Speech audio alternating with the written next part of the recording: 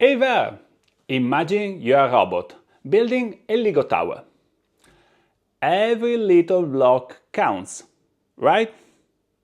Without them, your tower would be super tiny. For smart computers, those blocks are called tokens. Tokens can be tiny bits of words, word words, or even pieces of pictures. The more tokens a computer has, the more stuff it can understand and remember. So, why do tokens matter? Well, with just a few tokens, our robot can only build a short tower, meaning it can only handle a little bit of information. But give it a whole bunch and boom! It builds something awesome and can do way more.